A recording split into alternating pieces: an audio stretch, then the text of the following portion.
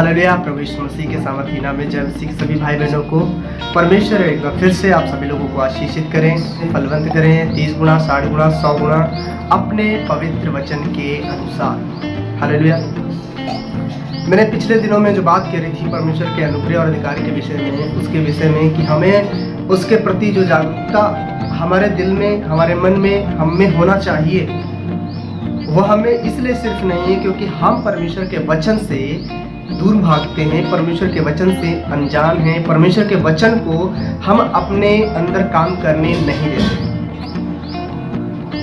इस वजह से हम परमेश्वर के अधिकार, परमेश्वर के अनुग्रह से हम लोग अनजान हैं। अनजान इसलिए कह सकते हैं क्योंकि अनजान जानबूझकर भी आदमी उसको इग्नोर करे, उसे अनजान कहते हैं। अगर मुझे पता है कि ये रास्ता सही है तो मुझे इस पर अगर मैं चल रहा हूं तो मैं जानकार कहलाऊंगा, लेकिन अगर मैं नहीं चल रहा हूं तो इसका मतलब मेरा बिलीव नहीं है, मेरा विश्वास नहीं है उस रास्ते पर, उस मार्ग पर, उस तरीके पर जो हमें बताया गया। क्योंकि हम बहुत सारे अनुभव सुनते हैं, बहुत सारे लोगों की बातों को सुनते हैं, लेकिन सबसे बढ़कर के अनुभव परमेश्वर का वचन का है, परमेश्वर के वचन की सच्चाई है। परमेश्वर के अनुग्रह को जब हम पढ़ते हैं तो उसमें हम पाते हैं। आपने देखा होगा वीडियो से शुरू में लिखा होगा कि हो से 4:6 मेरे ज्ञान के न होने से मेरी प्रजा नष्ट हो गई। परमेश्वर इस्राएलियों के विषय में, अपने चुने हुए लोगों के विषय में बोलते हैं कि मेरे ज्ञान के ना होने से मेरी प्रजा नष्ट हो गई। परमेश्वर के ज्ञान के ना होने से क्या लोगों के पास परमेश्वर की व्यवस्था नहीं थी? क्या उसकी विधियां नहीं थी? क्या उसके तरीके? उनके पास परमेश्वर की विधियां, परमेश्वर के तरीके, परमेश्वर के नियम, परमेश्वर के सिस्टम सब कुछ थे, लेकिन वो ना के बराबर थे। ना के बराबर इसलिए कह सकते हैं क्योंकि होते हुए भी उनको वो फॉलो नहीं कर रहे थे, उन पर वो नहीं चल रहे थे।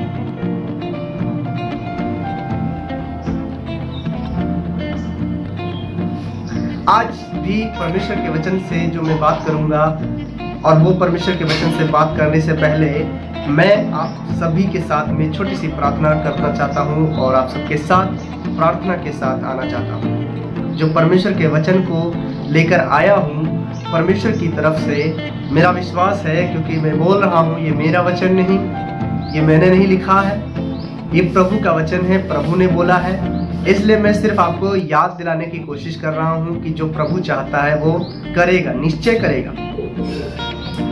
आइए हम अपने आंखों को बंद करें और प्रभु के सामने अपने आप को नम्र करें, अपने आप को दीन करें और प्रभु से कहें, प्रभु मुझे अपना रास्ता दिखा, अपना मार्ग मुझे बता, अपना तरीका मुझे बता कि जो मुझे जिस बुलाहट से बुलाया है उस बुलाहट के लिए तेरी क्या तरीके हैं मेरे लिए, तेरी क्या इच्छा है, तेरी कैसी योजना है कि मैं वैसा काम करूं जिससे कि मैं फल लाऊं 30 गुना, 60 गुना और 100 गुना, और एक भी फल कच्चा ना गिरे। हालेलुया। यीशु मसीह के नाम में मांगते हैं, आमीन। हालेलुया। लूका 18 अध्याय और उसका 1 पद से लेकर के मैं आपको बताना चाहता हूं। इसमें है अधर्मी न्यायाधीश और विधवा का दृष्टांत। प्रभु यीशु मसीह ने चेलों को दृष्टांत के द्वारा एक बात सिखाया और वो उस पर ज्यादा फोकस करने के लिए बोला। हालेलुया। 1 पद से पढ़ूंगा, लिखा है, फिर उसने इसके विषय में कि नित्य प्रार्थना करना और हियाव न छोड़ना चाहिए उनसे यह दृष्टांत कहा कि किसी नगर में एक न्यायी रहता था जो ना परमेश्वर से डरता था, ना किसी भी मनुष्य की परवाह करता था। उसी नगर में एक विधवा भी रहती थी जो उसके पास आकर कहा करती थी, मेरा न्याय चुकाकर मुझे मुद्दई से बचा। कुछ समय तक तो वह न माना, परंतु अंत में मन में विचार कर कहा, यद्यपि मैं ना मनुष्य से डरता हूँ, ना परमेश्वर से डरता हूँ, ना मनुष्य की कुछ परवाह करता हूँ, तो भी ये विधवा मुझे सताती रहती है, इसलिए मैं उसका न्याय चुकाऊंगा। कहीं ऐसा ना हो कि घड़ी घड़ी आकर अंत में अंत को मेरी नाक में दम करे। प्रभु ने कहा, सुनो, ये अधर्मी न्यायी क्या कहता है। इसलिए क्या परमेश्वर अपने चुने हुओं का न्याय न चुकाएगा जो रात दिन उसकी दुहाई देते रहते हैं? क्या वह उनके विषय में देर करेगा? मैं तुमसे कहता हूँ, वह तुरंत उनका न्याय चुकाएगा। तो भी मनुष्य का पुत्र जब आएगा तो क्या वह पृथ्वी पर विश्वास पाएगा? मनुष्य का पुत्र यानी कि प्रभु यीशु मसीह, जिसे हम लोग कई लोगों के द्वारा हमने सुना है कि वो पूर्णतः परमेश्वर था, इसलिए सब कुछ संभव था उसके लिए। शरीर पर, शारीरिक इच्छाओं पर जयवंत होना भी उसके अधिकार में था, हाथ में था। लेकिन मनुष्य का पुत्र इसलिए प्रभु यीशु मसीह ने अपने आप को बोला क्योंकि उन्होंने अपने आप को मनुष्य रूप में आने का आए और उन्होंने दिखाया कि मनुष्य भी पवित्र रह सकता है, परमेश्वर के सामने पवित्र बन सकता है। इसलिए अपने आप को मनुष्य का पुत्र बोले हैं कि मनुष्य का पुत्र होते हुए भी वो किन कमजोरियों से घिरा हुआ था, किन बातों से घिरा हुआ था, और वो जब अपने आप को इस पृथ्वी पर प्रकट किया और जब वो आएगा तब लोग क्या बहाना बनाएंगे कि मैं इस वजह से पवित्र नहीं हो पाया, मैं उस वजह से पवित्र नहीं हो पाया, इस वजह से। इसलिए वो अपने आप को बहाना ना बना सके कोई, इसलिए वो अपने आप को मनुष्य का पुत्र बोल करके हमको प्रेरित करते हैं कि जब मनुष्य का पुत्र जो खुद इन परिस्थितियों से होकर गया है वो जब आएगा तो उसके सामने क्या जवाब होगा। हालेलुया। तो क्या विश्वास पाएगा? क्या वो प्रार्थना करते हुए पाएगा? क्या विनती करते हुए पाएगा वो?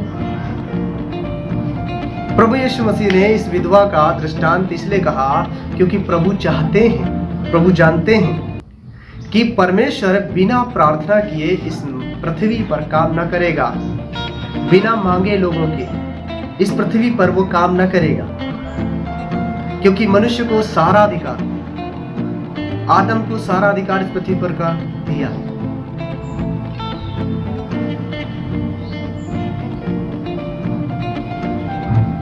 इसीलिए जब प्रभु यीशु मसीह जब पृथ्वी पर आते हैं तो पिता से कहते हैं, हे पिता, इन्हें माफ कर। क्या पहले परमेश्वर माफ नहीं कर सकता? प्रभु यीशु मसीह ने पिता से प्रार्थना नहीं करी कि प्रभु मुझे रास्ता दिखा। प्रभु यीशु मसीह ने उनसे प्रार्थना ही करी, रात रात में प्रार्थना करी, विनती करी, रो रो के आंसू बहा कर प्रार्थना करी। जब उनका इकलौता पुत्र को प्रार्थना करना पड़ा रो रो कर, क्या तो प्रभु यीशु मसीह चाहते हैं कि हम भी अगर रो कर प्रार्थना करना पड़े तो करें। यशायाह 62 अध्याय उसका 1 पद से मैं आपको पढ़ के सुनाऊंगा। लिखा है, सियोन के निमित्त मैं चुप न रहूंगा और यरूशलेम के निमित्त मैं चैन न लूंगा जब तक कि उसकी धार्मिकता प्रकाश के समान और उसका उद्धार जलती हुई मशाल के समान ना दिखाई दे। हालेलुया। परमेश्वर ने इस प्रकार से कहा है कि वो चैन नहीं लेगा, वो शांत ना बैठेगा, वो चुप ना रहेगा जब तक कि वो उसके उद्धार को जलती हुई मिसाल के समान ना कर दिखाई देने लगे। तो वो जब काम करने के लिए तैयार है तो हमें प्रार्थना करने में क्या दिक्कत है? इसका 6 पद और 7 पद पर पढ़ के सुनाता हूं मैं आपको। लिखा है, हे यरूशलेम, मैंने तेरी शहर पनाह पर पहरवे बैठाए हैं, वे दिन रात कभी चुप न रहेंगे।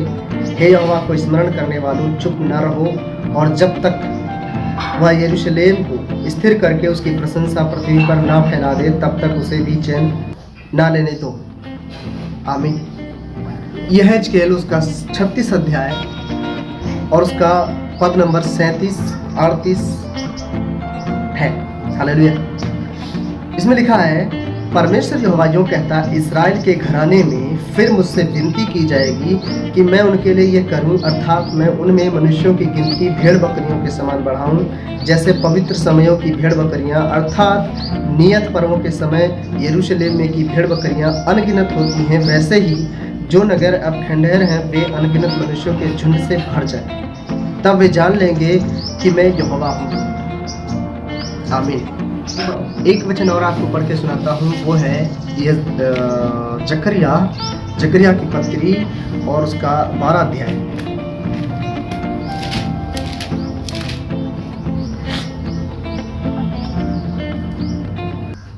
इसमें लिखा है, मैं 12 अध्याय उसका 10 पद में लिखा है, मैं दाऊद के घराने और यरूशलेम के निवासियों पर अपना अनुग्रह करने वाली और प्रार्थना सिखाने वाली आत्मा ले लूंगा। आमीन। अनुग्रह करने वाली और प्रार्थना सिखाने वाली आत्मा उन्हें लूंगा। हालेलुया। परमेश्वर अपनी सामर्थ्य के साथ, अपने अधिकार के साथ, अपनी पावर के साथ हम में काम करना चाहता है, आप में काम करना चाहता है। पर क्या हम तैयार हैं उससे प्रार्थना करने के लिए? क्या हम उससे मांग नहीं सकते? दिन रात उसको चैन ना लेने दें, मांग मांग के परेशान करें उसको बार बार? इतना भी नहीं कर सकते? अपने भाइयों से प्रेम करने के नाते, अपने पड़ोसियों से प्रेम करने के नाते, उनके बुरे बुरे कामों से छूट जाने के लिए, अंधों को आंखें देने के लिए, लंगड़ों को चलाने के लिए, बहरों को सुनने की शक्ति मिले, जैसे कि प्रेरितों के पत्री में हम लोग पढ़ते हैं, अंधकार के समय में प्रेरितों के समय में जो काम होते थे, अद्भुत काम होते थे। एक भी रोगी आ करके वापस अपने रोगीपन में नहीं जाता था, वो चंगा होकर के जाता था। प्रभु चाहता है कि हम भी, आप भी ऐसे ही हो, हमारे द्वारा भी परमेश्वर ऐसे ही काम करे। मैंने पिछले वीडियो में बताया कि प्रेरितों के काम 19 अध्याय में जो परमेश्वर के वचन के द्वारा लिखा है, प्रेरितों के हाथ से, पौलुस के हाथ से परमेश्वर बड़े बड़े सामर्थी काम करता था, आश्चर्यचकित करने वाले काम परमेश्वर करता था। जहां तक कि रुमाल, अंगोछे पौलुस को छुआ करके रोगियों को छुआए जाते थे और वो चंगे हो जाते थे। क्या परमेश्वर बदल गया है? आज नहीं। आज की पीढ़ी से परमेश्वर चाहता है कि वो प्रार्थना करे, रात दिन उसको चैन ना लेने दे, विनती कर करके, प्रार्थना कर करके। परमेश्वर जिस रीति से काम करना चाहता है उस रीति से करने के लिए, जिस रीति से मैं चाहता हूं, जिस रीति से आप चाहते हैं, उस रीति से नहीं। हालेलुया।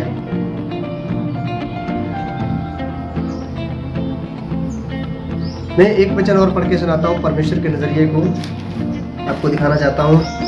एक वचन और निर्गमन से, और उसका 2 अध्याय, उसका 23, 24, 25 पद इस प्रकार से लिखा है। बहुत दिनों के बीतने पर मिस्र का राजा मर गया। इजरायली कठिन सेवा के कारण लंबी लंबी सांस से लेकर आहें भरने लगे और पुकार उठे, और उनकी दुहाई जो कठिन सेवा के कारण हुई वह परमेश्वर तक पहुंची। परमेश्वर ने उनका कराहना सुनकर उनकी वाचा को, अपनी वाचा को जो उसने अब्राहम, इसहाक और याकूब के साथ बांधी थी, स्मरण किया, और परमेश्वर ने इसराइलियों पर दृष्टि करके उन पर चित्त लगाया। हालेलुया। परमेश्वर ने जो एक वाचा बांधी थी अब्राहम से, इसहाक से, याकूब से, सबसे पहले अब्राहम से परमेश्वर ने कहा कि तेरे वंश के लोग पराये देश में परदेशी होकर रहेंगे, उत्पत्ति 15 अध्याय, और वे उनके दास हो जाएंगे। तत्पश्चात वो 400 वर्ष तक उनके रहेंगे दास, और मैं उसमें से उनको निकाल लाऊंगा। 400 वर्ष तक उनको रहना था, और 400 वर्ष बीत जाने के बाद में जब परमेश्वर ने उनकी दुहाई आई नहीं परमेश्वर के सामने, तो परमेश्वर ने क्या किया कि उनके चैन के समय को, उनके आनंद के समय को, उनके खुशी के समय को हटा दिया। अर्थात उस राजा को जो उनको चैन के साथ रखे हुए था, खुशी के साथ रखे हुए था, उसको वहां से हटाया। उसको मर गया। जब वो मर गया तो उसकी जगह पर दूसरा राजा जब बना, तो उसकी द्वारा जो कठिन सेवा कराई गई, उसके कारण लंबी लंबी जब सांसें भरना पड़ गया लोगों को, तब उन्होंने दुहाई दिया परमेश्वर को।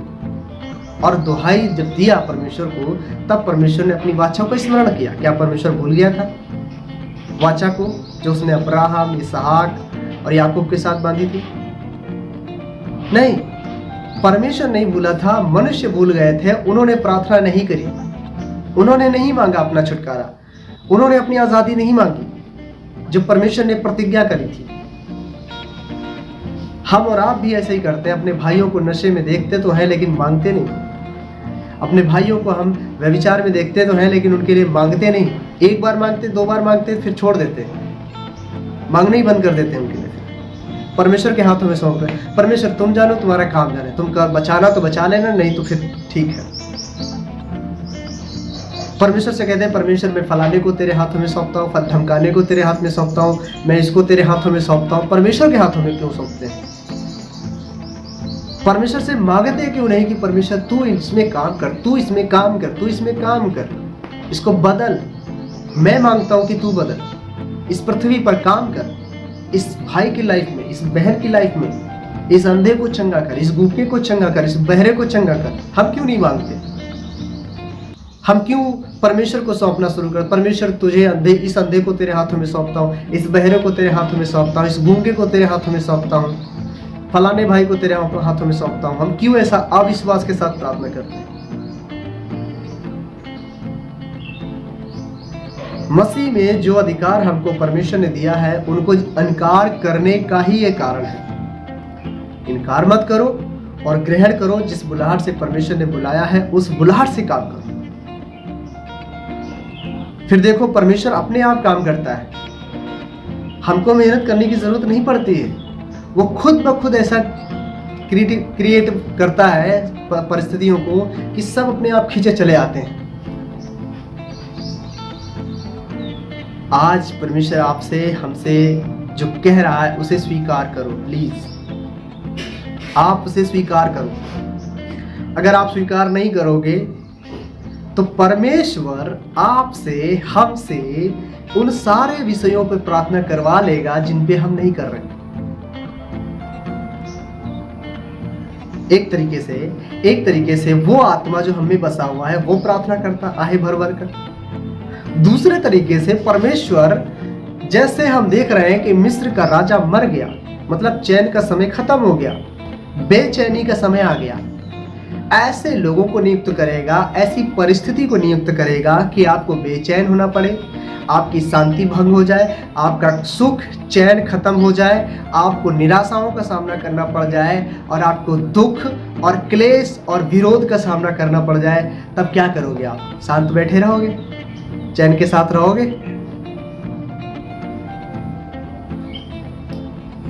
मैं गारंटी ले सकता हूं इस बात की, कोई भी जब अपने शरीर में कुछ व्याधि अपने आप में पाएगा तो वह चैन के साथ जीवन यही नहीं यापन कर पाएगा।